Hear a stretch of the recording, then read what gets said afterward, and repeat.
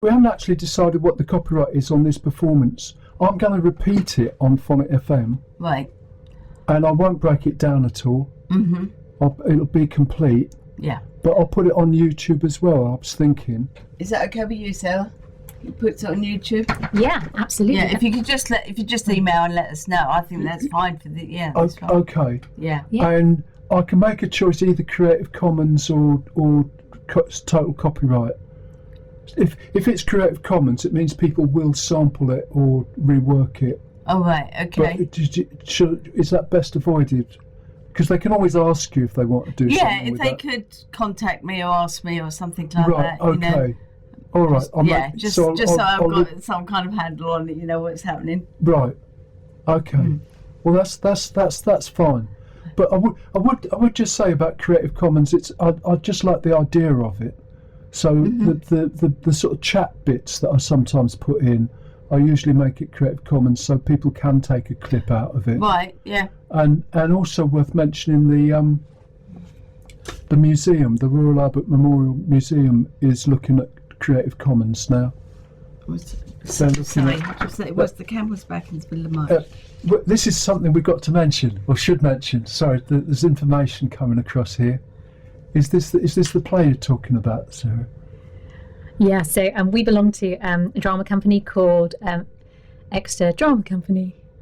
And they have got a show coming out called The Camel's Back in March, 14th to the 16th of March, 7:30 at Longdown Village Hall. So we just wanted to publicise that. So hopefully, it's a fun comedy. Lots of comings and goings. So it'd be great if anyone wanted to come and watch that at Longdown Village Hall. Well, yes, and if they could send me bits of MP3 or a link to somewhere else, little bits of sound, anywhere between half a minute and quarter of an hour, depending on what their point of view is about how much to give away and what they think the audience will accept and all the rest of it. Because I think we just got to experiment a bit with that. Mm-hmm. And it is letting people know, isn't it, so they can make an informed choice, really. Yes. But I think, I shall say this part because people aren't quite sure how to put it. But a theatre is a different sort of space. We can't. So I think this is where it all went. It seems to have all gone wrong a bit during the lockdown. People forgot what a theatre was, or watching Zoom calls at home and getting up and putting the dog out and all the different things going on. It's strange, isn't it, what a live audience will add to a performance. If you're sitting there with others and people are laughing, it's like a joint community all together type experience, really. Certainly. Yes, but people have to respect it as such. So I think what I was getting at is if we start saying, well, there's lots of clips on social media that people can put into whatever sequence suits them or is suggested by the robots. The theatre is different to that. It is, the whole sequence has been determined and must be accepted and the performers respected, really, because they've spent so much time rehearsing and getting it to that wonderful state of performing it. So yes, the noise level and things like that, but often you find when people are in a mass audience, they then do go along the etiquette of that audience. Sometimes people forget, and I find that you get that in cinemas as well. And again, it could be this thing of COVID, post-COVID, where people have forgotten that they're not in their lounge watching their own television or on a Zoom call or something like that. Right. Yeah. I think that's possible. But we'll see how that all goes. But Laurie, would you explain what else you're doing? Because I know there's other work. I've got one. Thank you. I've got one other play. It's called at the moment Appearances, that will be on with two other short plays at the Signet in that one's in. Sorry, I've got the end of April. I think that one is, and 25th, 26th, 27th of April. So there's 3 short plays, and they're under the heading of Derailed.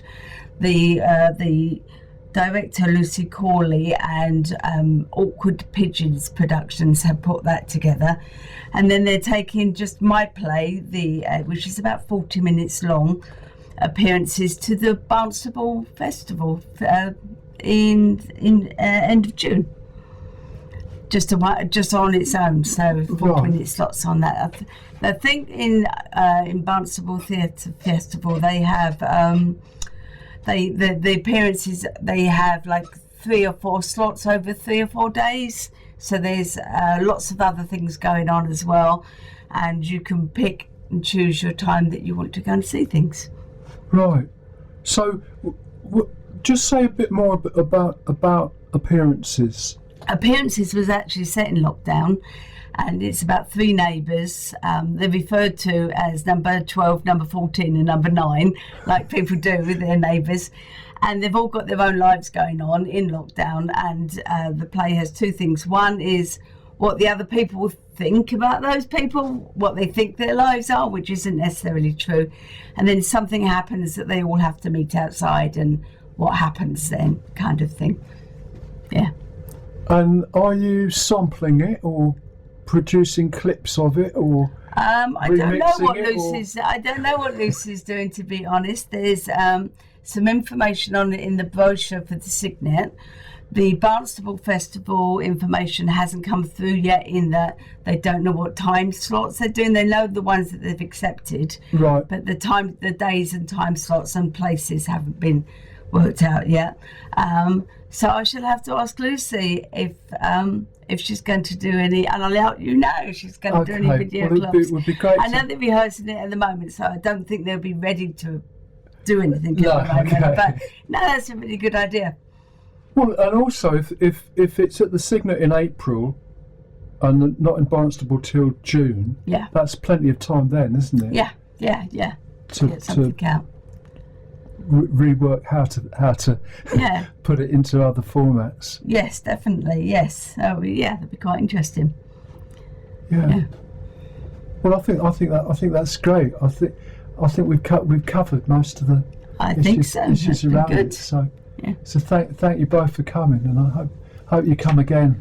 Oh, thank you very much. Write something specifically for 5-minute slots. Well, it doesn't have to be. Well, it'll be a challenge for me. It'll be really good. Well, yeah. Well, all right. I'll put the challenge like that. Put that challenge down. And you suggest the music as you like. Mine, okay. But it could be a story or some sort of situation that would also work in another format. So it would work as a promotion for another way of doing it. I also like the thought, if you had a play like it was 10 minutes long and you did it in 5 minutes, and the character was then thinking of some song that was important to them, and then you could play that song. That would work. Some link love with that, or artist or singer or something. Yeah.